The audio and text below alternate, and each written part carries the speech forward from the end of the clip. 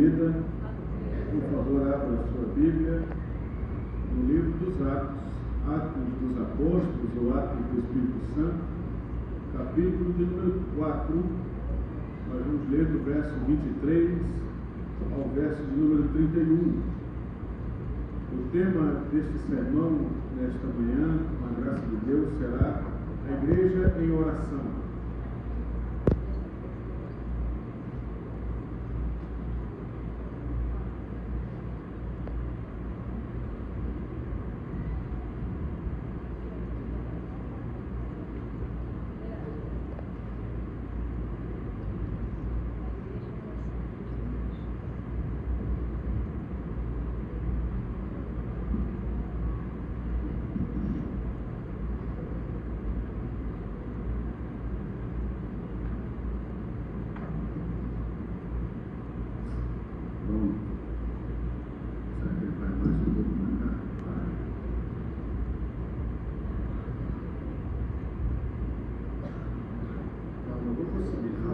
Eu consegui?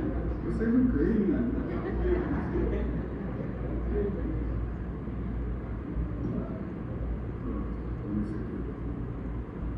Eu sou mais estático, eu não gosto de ficar quietinho.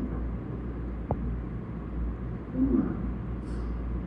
A Igreja em Oração, Atos, capítulo 4, verso 23 em diante. E assim diz o texto sagrado. Uma vez soltos, procuraram os irmãos e lhes contaram quantas coisas lhes haviam dito os principais sacerdotes e os anciãos. Ouvindo isto, unânimes levantaram a voz a Deus e disseram: Tu, soberano Senhor, que fizeste os céus e a terra, o mar e tudo que neles há, que disseste por intermédio do Espírito Santo por boca de Davi, nosso pai teu servo. Porque se enfureceram os gentios e os povos imaginaram coisas vãs, levantaram-se os reis da terra e as autoridades ajuntaram-se a uma contra o Senhor e contra o seu ungido. Porque verdadeiramente se ajuntaram nesta cidade contra o seu santo servo Jesus, ao qual ungiste Herodes e Pôncio Pilatos, com gentios e gente de Israel, para fazerem tudo que a tua mão e o teu propósito predeterminaram. Agora, Senhor, olha para as suas ameaças e concede aos teus servos que anunciem com toda a intrepidez a tua palavra, enquanto estendes a mão para fazer curas, sinais e prodígios, por intermédio do nome do teu santo servo Jesus. Tendo eles orado, tremeu o lugar onde estavam reunidos. Todos ficaram cheios do Espírito Santo e com intrepidez anunciavam a palavra de Deus. Amém. Irmãos queridos, nós estamos aqui no texto em Atos, e o texto de Atos fala a respeito da igreja primitiva, a igreja neotestamentária, a igreja após a ascensão de Cristo. Nós precisamos lembrar que o livro de Atos é um livro de princípios. Quando nós analisamos Atos, nós temos que analisar Atos com uma ótica de princípios. Nem tudo que acontece no livro de Atos acontecerá nos dias de hoje. Nem tudo que nós vemos acontecendo na igreja de Atos acontecerá na igreja de hoje. Há situações da igreja de Atos que aconteceram para o estabelecimento da igreja de Cristo na terra, naquele momento. Nós não podemos esperar que quem, por exemplo, coloque um valor diferente na entrega do seu dízimo morra, como Ananias e Safira morreram. Ou tantas e tantas outras situações, como cadeias se abrindo enquanto gente canta, chão tremendo enquanto gente ora. Então, não é um livro de modelo que nós devemos esperar o resultado da mesma forma como está descrito na Escritura. O livro de Atos é um livro de princípios. Ele nos mostra não o resultado, mas o que nós devemos fazer.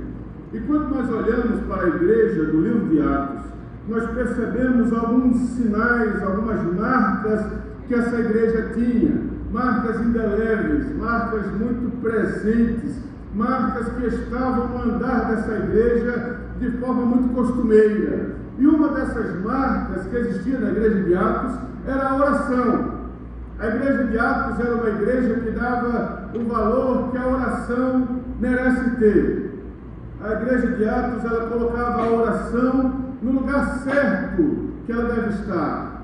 A oração para a igreja de Atos era algo muito importante, muito relevante. Não existiam cultos de oração na igreja de Atos. Para a igreja de Atos, todo culto era culto de oração.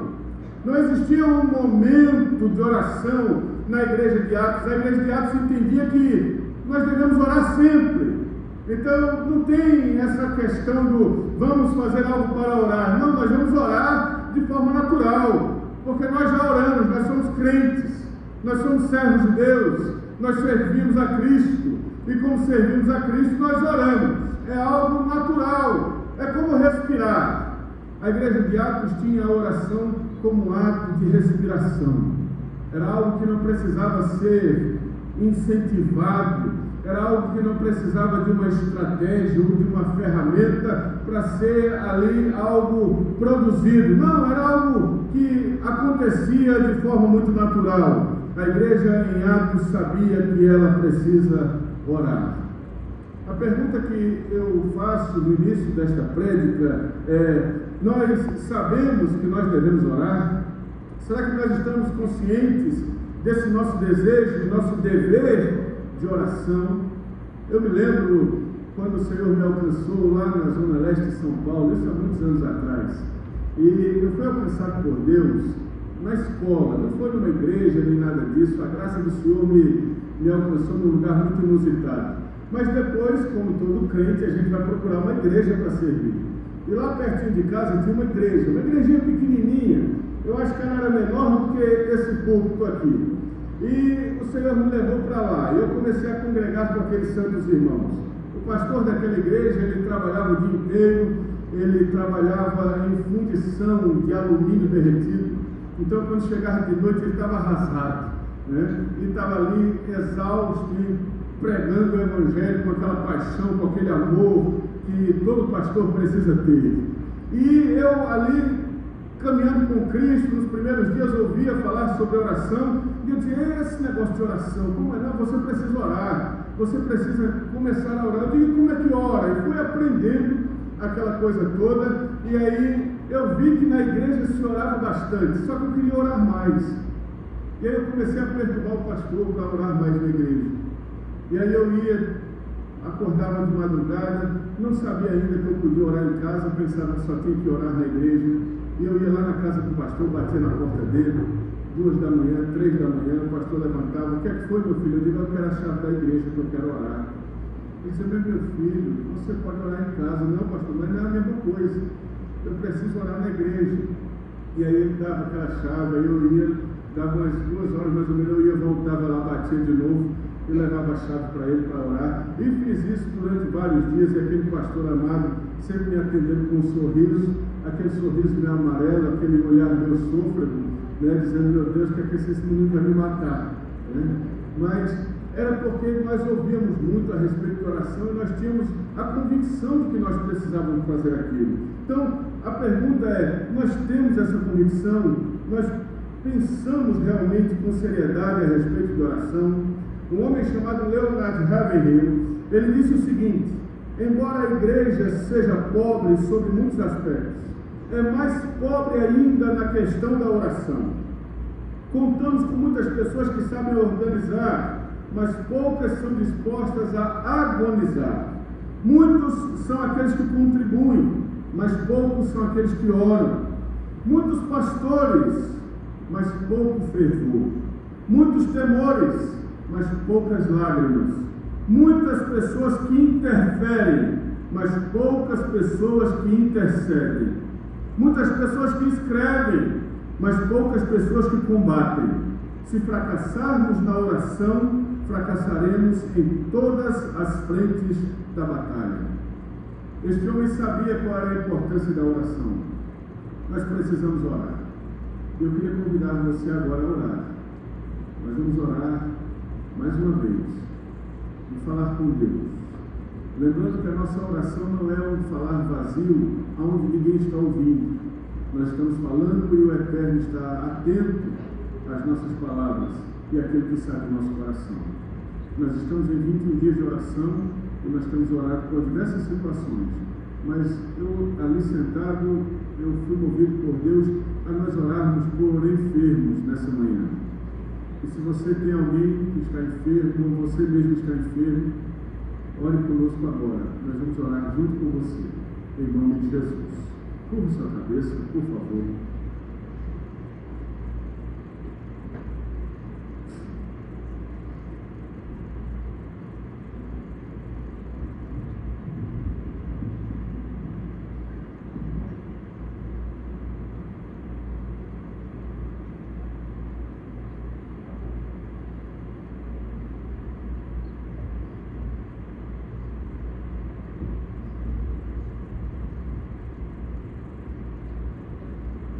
Senhor bendito, Senhor dos céus, escuta a nossa oração, Senhor, em nome de Jesus. A fazemos em nome de Jesus. E nós oramos agora, Senhor, por irmãos e irmãs que estão padecendo de suas enfermidades. Deus, nós pedimos a tua misericórdia, que o Senhor alcance os teus filhos, que o Senhor os cure de toda e qualquer doença. Nesta manhã, Senhor, é manhã onde o Senhor pode fazer milagres e maravilhas. Abençoa, Senhor. Estende a tua mão para curar. Estende a tua mão para fazer sinais. Estende a tua mão, Senhor, para fazer prodígios. Deus, em nome de Jesus, não importa qual é a enfermidade, qual é o grau dessa enfermidade, não importa, Senhor, onde essa pessoa esteja, seja aqui neste santo templo, seja em qualquer hospital, clínica, de qualquer estado desta federação, desta república, ou de qualquer lugar do mundo. O Senhor pode abençoar agora, alcançar e curar. Faça isso, meu Senhor, para a glória do seu nome. Faça isso, meu Senhor, para que o seu nome seja engrandecido, para que nós continuemos, Senhor, declarando que o Senhor é Deus e que o Senhor pode fazer o que o Senhor bem entender. Ajuda, Senhor, os teus servos com cura. Ajuda, Senhor, os teus servos com saúde. Porque nós sabemos que tudo isso vem das tuas mãos. Muito obrigado, Senhor, por tudo isso. Em nome de Jesus. Amém. Esse texto, a igreja está em oração. O que está acontecendo aqui é que Pedro e João, no capítulo 3 de Atos, eles vão até um templo chamado Formosa, e ali havia um paralítico que estava pedindo esmola. E ali Pedro e João olham para ele e dizem: nós não temos prata nem ouro, mas o que nós temos te damos em nome de Jesus Cristo, levante e anda. E aquele homem entra no templo com eles, saltando e adorando a Deus. Pedro, ele prega no pórtico de Salomão para a multidão que viu aquele milagre, e milhares de pessoas são alcançadas pelo Evangelho da Salvação.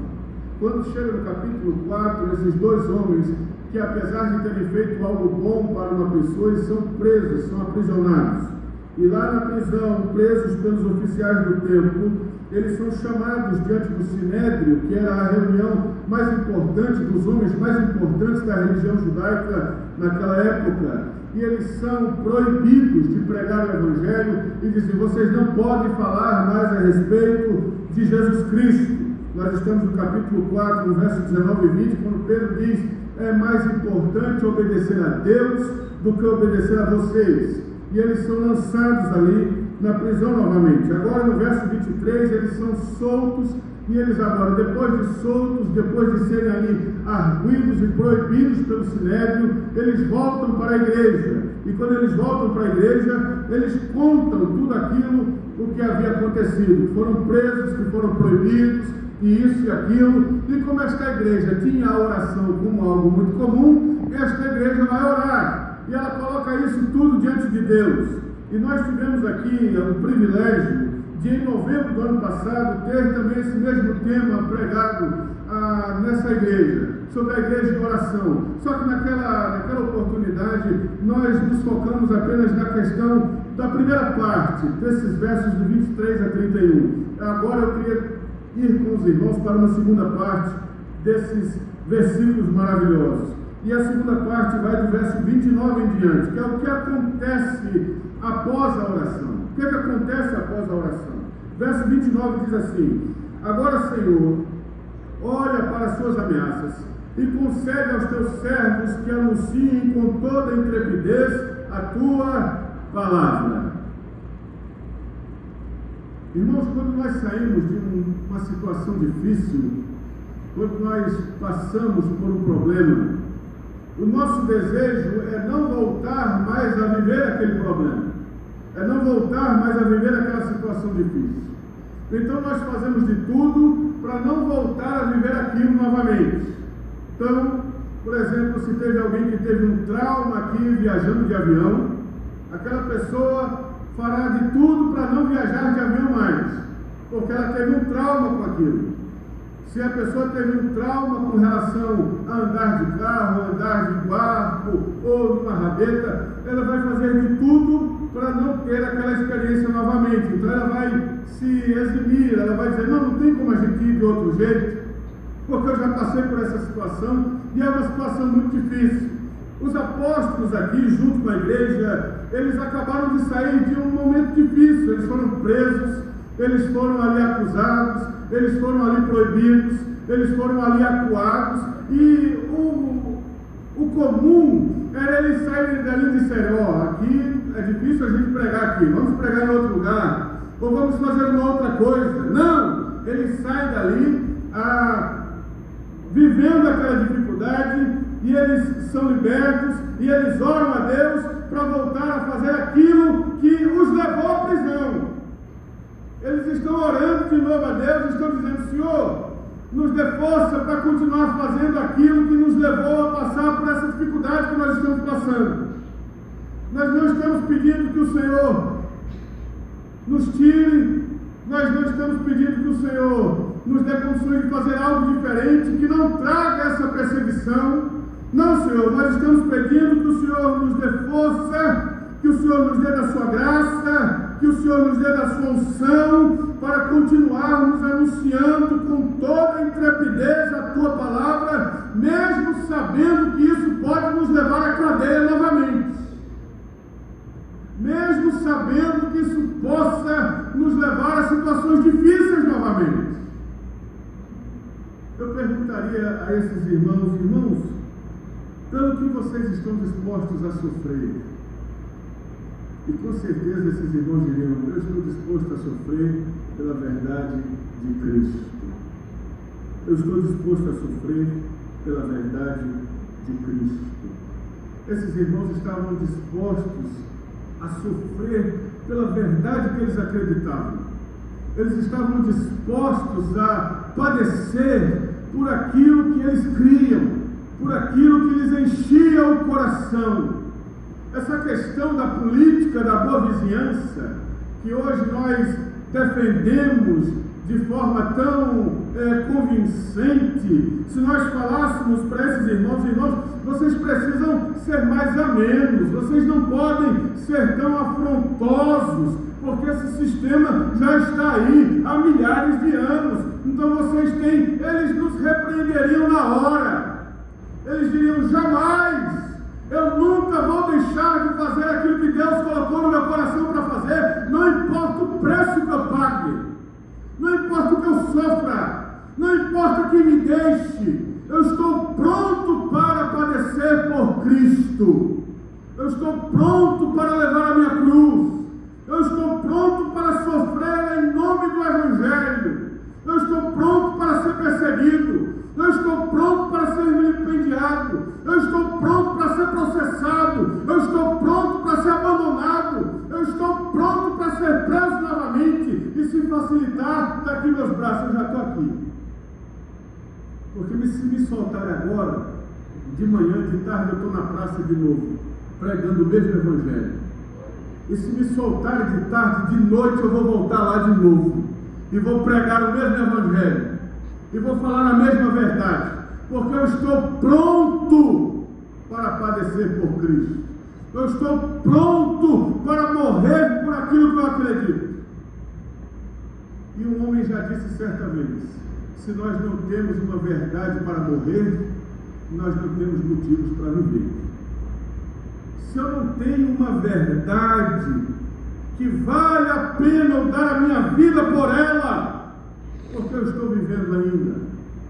Se eu não tenho uma verdade que eu esteja disposto a pagar o mais alto preço por ela, E se essa verdade não for a verdade do Evangelho, o que é que eu estou fazendo aqui, meu Deus? Se todas as vezes que a minha verdade, a verdade do Evangelho, melhor dizendo, ela confrontar algo que vai me trazer sofrimento e eu recuar por causa deste sofrimento, será que eu realmente fui alcançado por Cristo? Ou só estou querendo as benéfices do Evangelho? Ou de ser chamado de evangélico, ou de evangelical? Porque ser chamado para estar com Cristo é ser chamado para padecer com Ele. Este evangelho, água com açúcar, que muitas vezes nós vemos pregado por aí, onde não há preço nenhum, onde não há rusga nenhuma, onde não há sofrimento nenhum, isso parece outra coisa, mas não é evangelho. Porque o evangelho põe o dedo na ferida do homem. O Evangelho mostra onde é que está o erro. O Evangelho aponta onde é que está a corrupção. O Evangelho, ele afronta. Aleluia! Eu não gosto de ouvir o pastor. Amém! Eu gosto de ouvir fulano de tal, porque ele diz que eu sou lindo, maravilhoso, cheiroso, a florzinha de Jesus. Mas aquele lá que olha para a gente e diz, raça de víboras! Só que a igreja de João Batista era cheia, lotada. A igreja de João Batista era cheia de gente que ouvia ele chamar eles de raça de víboras. Porque quando o Espírito Santo de Deus fala conosco, pode chamar de raça de víboras. E você, sou meu. Senhor, me ajude.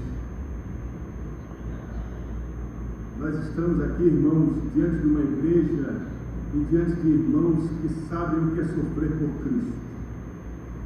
Esses homens aqui, eles fazem parte de uma geração de pessoas que oravam para morrer em nome do Senhor. O pessoal pedia para morrer. Um homem chamado Inácio de Antioquia, um dos pais da igreja, ele orava dizendo, eu quero ser triturado como trigo de Cristo. Que os leões me triturem. Eu oro por isso. E aí o pessoal chegou para ele e disse, não, Inácio, não faça isso. Você é muito importante na igreja. Ele falou, sai atrás de mim, Satanás. Ninguém me tira a honra de morrer por Jesus. Ninguém me tira a alegria de morrer por Cristo. Era essa turma que estava aqui. É homens desse quilate que estavam aqui. Eram homens como Pedro, que foi crucificado de cabeça para baixo em Roma, porque disse, eu não sou digno de ser crucificado como meu Senhor foi. Eram homens como André, que segundo a tradição foi martirizado e morto também numa cruz em forma de X, na Grécia. Eram homens como Tiago, filho de Zebedeu, que morreu a espada por Herodes, aqui em Atos capítulo 12, fala a respeito disso. Eram homens como Filipe, que de acordo com a tradição, morreu ali crucificado por soldados romanos. Eram homens como Bartolomeu, que segundo a tradição foi esfolado vivo e decapitado.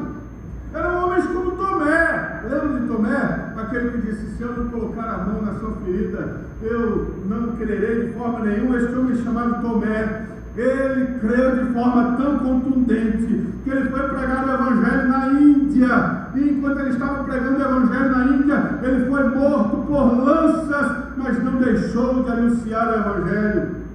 Eram homens como Mateus, que segundo a tradição morreu na Etiópia ou na Macedônia, também martirizado. Eram homens como Tiago, filho de Alfeu, que foi apedrejado por judeus por pregar o Evangelho de Cristo. Eram homens como Judas Tadeu, que segundo a tradição foi morto com um machado e sepultado no Egito. Eram homens como Simão Zelote, que foi evangelizar no norte da África e foi martirizado na Palestina durante o reinado do imperador Domiciano. Eram homens como Paulo, que foi chamado para ser apóstolo pelo Senhor Jesus Cristo e que pela tradição foi decapitado em Roma. E segundo a tradição diz que enquanto ele era decapitado por aquele soldado romano, ele abençoou a mão daquele que cortou a sua cabeça. Benditas mãos deste que faz-me encontrar com o Senhor que persegui durante toda a vida.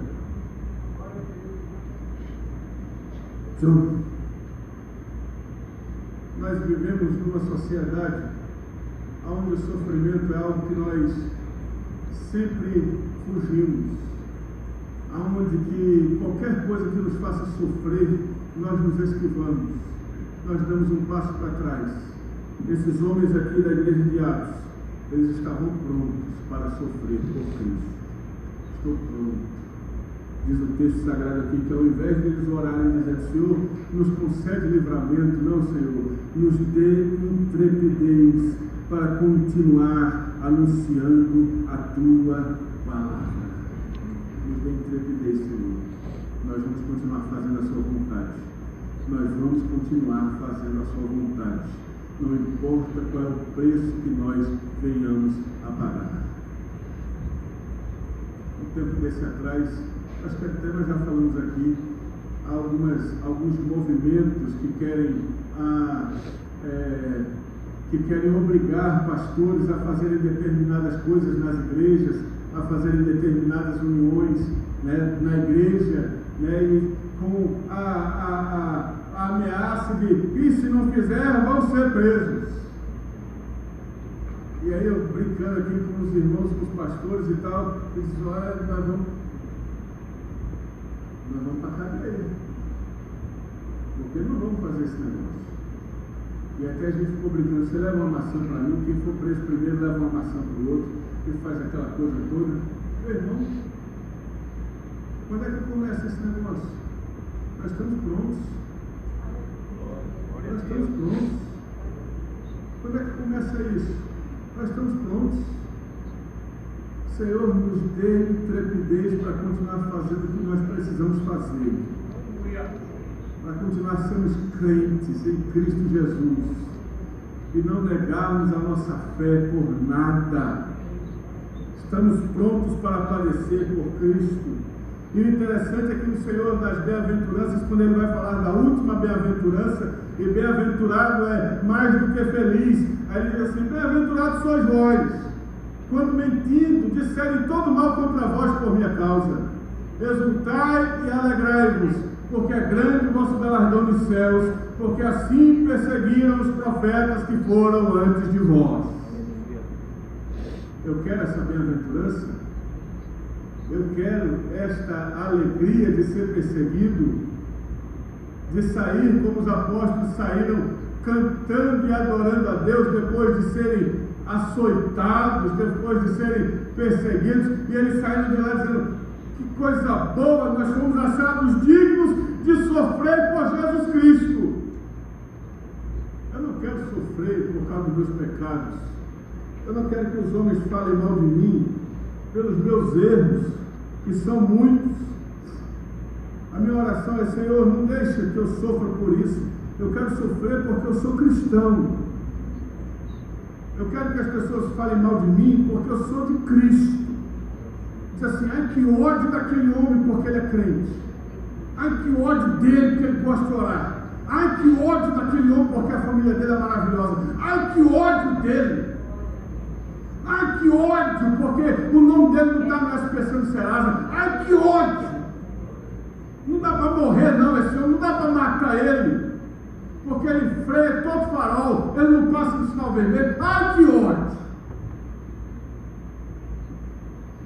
Ele parece com Cristo.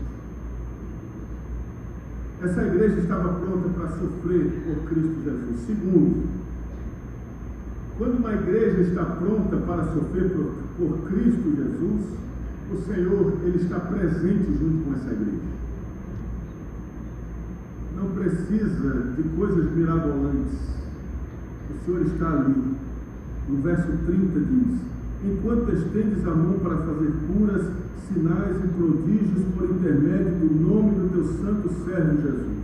E tendo eles orado, tremeu o lugar onde estavam reunidos, e todos foram cheios do Espírito quando essa igreja ela está disposta a assumir a sua posição, o Senhor também assume a dele. Quando esta igreja, quando este povo diz: nós estamos aqui prontos para sofrer e pagar o preço, para padecer em Cristo Jesus, o Senhor também e está presente com essa igreja. Era uma igreja que sofria muito, era muito perseguida, mas não deixava de haver a manifestação de Deus naquele lugar. Ninguém ia para aquela igreja pensando que estava indo para uma reunião social. O pessoal ia para aquela igreja sabendo que ia se encontrar com Deus dos deuses, o Senhor dos senhores. E dava até medo de ir para o culto dessa igreja, porque ninguém sabia o que ia acontecer. O que Deus vai fazer hoje? Eu só sei de uma coisa: Ele vai estar lá. Meu Deus, como é que eu estou? Como é que eu estou, Senhor? Será que eu vou voltar vivo de lá? Meu Deus! Mulher, como é que nós estamos bem, nós dois? Nós estamos bem? A gente está indo para o culto. Não, meu filho, mas é terrível aquele lugar. Está tudo bem, e os meninos também, as crianças, está tudo bem. Gente, está tudo bem. É para o culto, gente. É no culto. O negócio lá fica estreito, é difícil. É um lugar onde Deus está presente. É um lugar onde Deus se manifesta. A palavra de Deus diz que os demônios creem e estremecem diante de Deus. Mas há muitos de nós que não creem e nem estremecem. Parece que estamos vindo para um lugar comum, para um lugar normal, para um lugar qualquer. Irmãos, esse lugar aqui é terrível. Deus está nesse lugar. E Ele está prescrutando os nossos corações.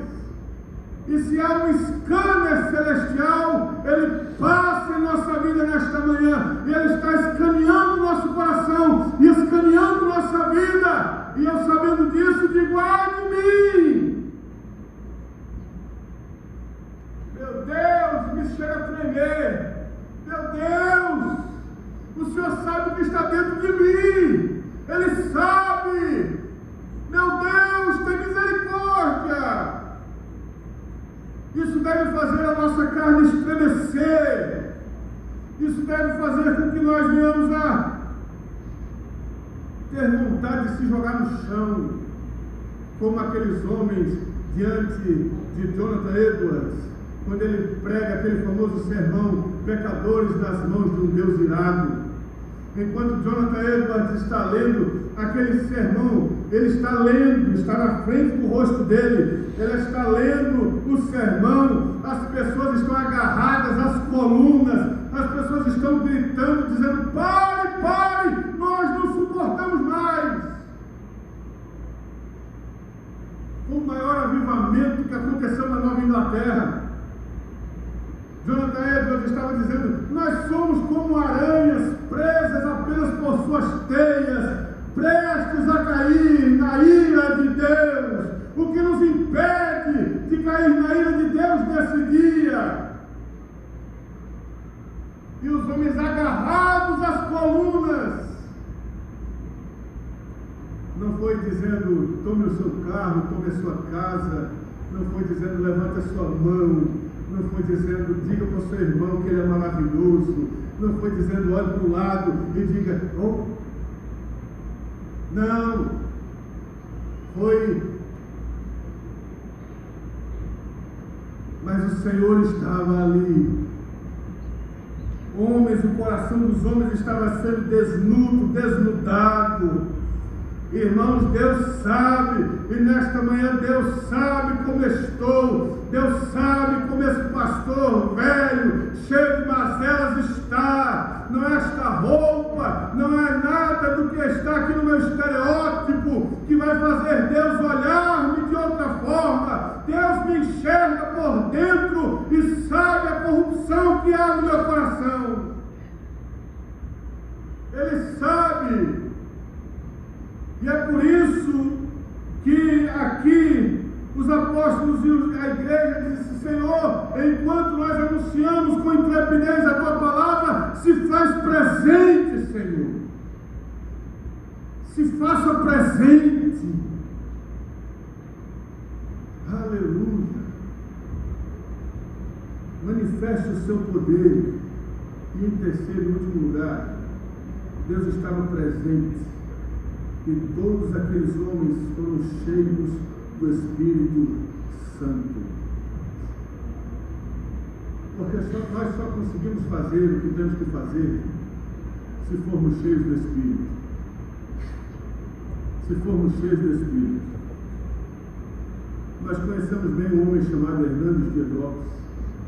E Hernandes, no comentário dele neste livro, ele diz: não há evangelização eficaz sem o poder do Espírito Santo. Um homem chamado Charles Spurgeon, ele todas as vezes que ele ia pregar na igreja Tabernáculo em Londres, ele subia os degraus daquela igreja, e a cada degrau que Charles Spurgeon subia para pregar, ele subia dizendo: eu creio no Espírito Santo, eu creio no Espírito Santo, eu dependo do Espírito Santo. Sem o Espírito Santo, nenhuma alma pode ser convertida. É o que Jesus diz em João 16:8, quando ele fala: quando ele vier, quando o Espírito Santo vier, ele convencerá o mundo do pecado, da justiça e do juízo. Esta igreja aqui é uma igreja que ora, que está disposta a pagar o preço, que está diante de Deus dizendo: eu estou pronto para sofrer por Cristo. Eu estou pronto para ser perseguido e até mesmo dar a minha vida por causa do Evangelho que alcançou meu coração. Essa verdade alcançou meu coração de uma forma tão forte que eu estou pronto para morrer por essa verdade que eu abracei. Jesus estava com essa igreja confirmando a palavra, confirmando isso que os apóstolos falavam. Não era uma pregação vazia, era aquela pregação com autoridade que o povo disse a respeito de Cristo, que ele pregava diferente dos líderes religiosos de Israel, porque ele pregava como quem tem autoridade. Um homem chamado John Wesley, ele disse certa vez: ou você põe fogo no seu sermão, ou você põe seu sermão no fogo. Não tem como. Você precisa estar cheio de Deus para fazer isso, e Deus contigo ao teu lado. E por fim, mais uma vez lembrando, o Espírito Santo nos encherá e nos capacitará a fazer isso que o Senhor quer que nós façamos. Essa igreja estava em oração. E aí, se nós formos ler do verso 32 em diante, nós só vamos ver essa comunidade cristã crescendo, crescendo, crescendo. Como é que você faz parte de um grupo que está sendo perseguido? Como é que você faz parte de um grupo que está sendo jogado na cadeia, que estão matando, e essa igreja só cresce, mas está dando tudo errado, visivelmente, humanamente, governadores, imperadores, muita gente querendo acabar com a igreja, e a igreja só cresce. Será que essas pessoas aqui são pessoas que gostam de sofrer? Será que essas pessoas aqui são pessoas que estão procurando esse sofrimento? Não, essas pessoas foram alcançadas pelo Espírito Santo, e por serem alcançadas pelo Espírito Santo, estão prontas para morrer por aquilo que elas abraçaram. Pastor, o senhor consegue deixar Jesus? O senhor consegue imaginar a sua vida de outro jeito? Eu quero dizer para você: eu já tentei. Na minha mocidade, eu já tentei. Eu já tentei me desvencilhar do Nazareno. Já uma melodia não pode vir para cá. Eu já tentei me desvencilhar do Nazareno. Eu já tentei andar por aí sem Jesus. Só que quando eu estava por aí andando, tentando, que eu estava solto do anzol do pescador da Galileia, à noite, fazendo aquilo que a carne deseja, eu me pegava chorando pelos cantos, e todo mundo se divertindo, e eu chorando, e o pessoal dizia: mas você, por que você está desse jeito? Eu não sei, eu não consigo fazer isso mais, eu não consigo ter mais prazer nisso, eu não consigo mais viver sem Cristo. É o Espírito Santo de Deus quem faz isso no coração do homem e da mulher. O Espírito Santo de Deus está sobre nós hoje. E você, querido irmão, querida irmã, não vai sair da presença de Deus. Não é porque você não quer, é porque o Senhor não vai deixar você sair. É porque o Espírito Santo de Deus não vai deixar você sair. Porque força em você mesmo talvez não tenha, condições talvez não tenha, mas o Espírito Santo de Deus vai carregar você lá. Ele vai carregar você até lá. E eu me lembro de conversando certa vez com o reverendo Augusto Nicodemos, falando sobre a eleição, ainda quando a namorada de São Paulo ainda era aluno ali. E eu dizia para ele: mas pastor, se a gente quiser assim, disse: meu filho, Deus vai colocar você para dentro do céu a chutes, a bordoadas, mas você não vai para outro lugar, porque você é um eleito de Deus. Você vai para lá. É o Espírito Santo de Deus que faz isso. Irmãos, é o Senhor que vai capacitar a todos nós a vivermos dessa forma. Eu, se me permite, eu estou vendo aqui a Eliane, está indo para a África, né, Eliane? Uma moça solteira, indo para o continente africano, continente muito difícil, onde a pobreza é totalmente extrema, onde a necessidade é gritante. Dá medo, Eliane? Dá medo, não dá? Está do lado de papai e mamãe aí, e aí o pai e a mãe: oh meu Deus, a nossa menina está lá no interior do Amazonas agora, lá no Rio Guatumã, vai voltar na quinta-feira que vem, a Beatriz. Eu já fico aqui com o coração desse tamanho, meu Deus, onde é que eu estava com a cabeça para deixar essa menina ir lá para o Guatumã, para voltar uma semana depois? Meu Deus do céu, põe um GPS nessa menina, põe alguma coisa. E eu fico para a mãe, ela já respondeu: não tem sinal, filho, não tem sinal. Como é que não tem sinal? Tem que ter sinal, fala com alguém. Imagina o coração do pai e da mãe de Eliane, vendo ela ir lá para o outro lado do mar. Dá medo, dá, mas o Espírito Santo do Senhor estará contigo lá. Ele vai estar contigo lá. Ele está te levando para lá com um propósito, com um objetivo. E não tenha medo. E ainda que você sofra para fazer aquilo que Deus colocou no seu coração, faça. Faça. Faça.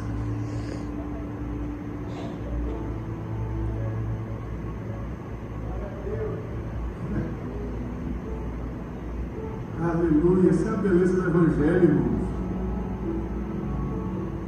E aí eu termino aqui com uma história de um missionário que ele passou a vida inteira dele no campo e ele volta para a igreja dele e ele esperava que na igreja dele houvesse uma recepção maravilhosa, uma banda tocando, faixas escritas: seja bem-vindo, missionário.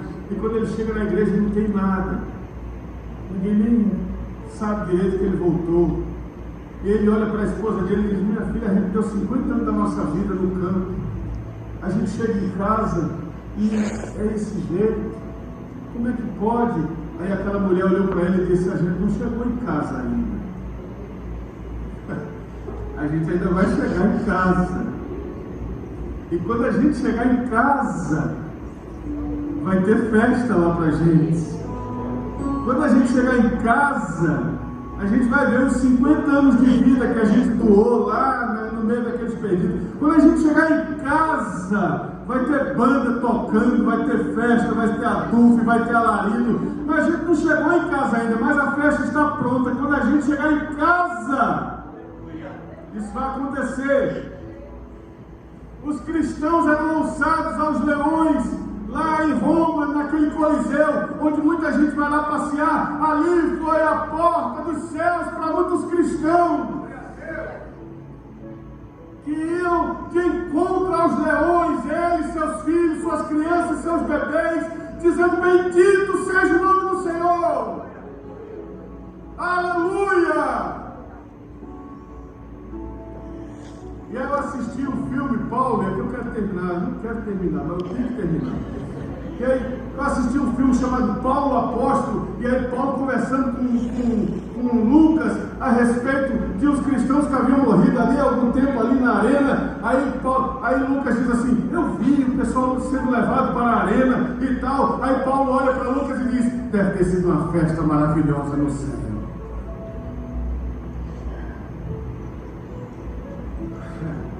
Isso é ser crente, isso é ser crente.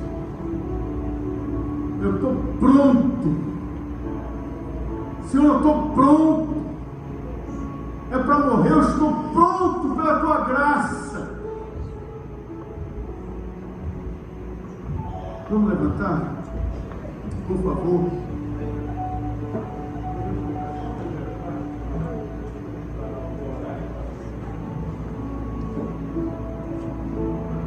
Oh Senhor, misericórdia. Estás aqui, movendo entre nós, te adorarei, te adorarei. Estás aqui, mudando o destino, te adorarei.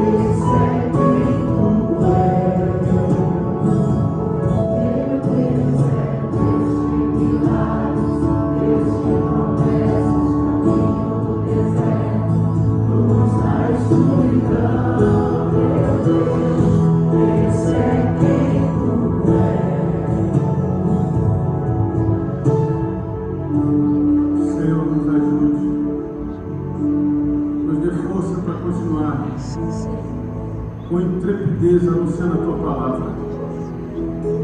Continue nos dando o teu Espírito para estarmos prontos a padecer com Cristo. Prontos a padecer com Cristo. Prontos a sofrer por Ele.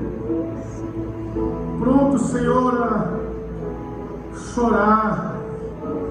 Prontos, Senhor, a sermos perseguidos. Pronto, Senhor, a sermos lançados na cadeia. Pronto, Senhor, por causa da verdade, por causa do Evangelho, que venham os perseguidores.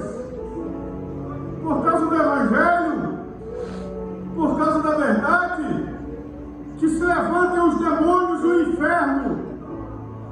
Esta igreja não arredará o seu pé. E a sua vocação profética de continuar falando aquilo que Deus quer que ela fale, de continuar anunciando aquilo que Deus quer que ela anuncie. Ah, Senhor, em nome de Jesus. E que, Senhor, o teu Espírito continue com a mão estendida para curar, para fazer sinais e maravilhas, enquanto o Senhor traz os seus eleitos, enquanto o Senhor traz os seus escolhidos, enquanto o Senhor arrebanha o seu rebanho. Bendito seja o teu nome. Fortalece, Senhor, a tua igreja, fortalece o teu povo nesta manhã. Enche-os do teu Espírito Santo, enche, Senhor, o teu povo do teu Espírito. Enche o teu povo da tua graça. No nome do Senhor Jesus Cristo. Levante suas mãos aos céus.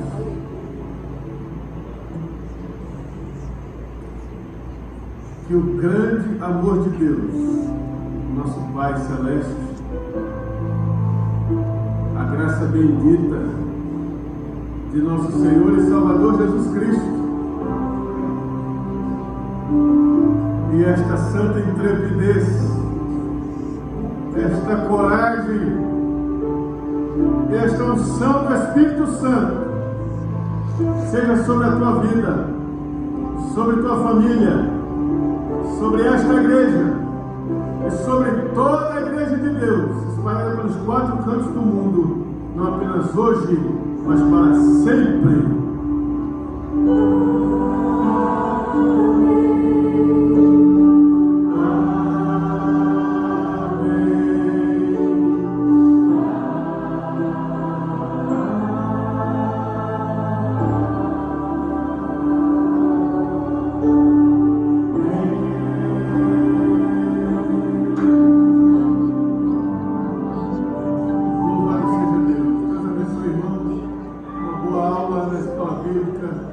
Deus abençoe a todos, um bom domingo do Senhor.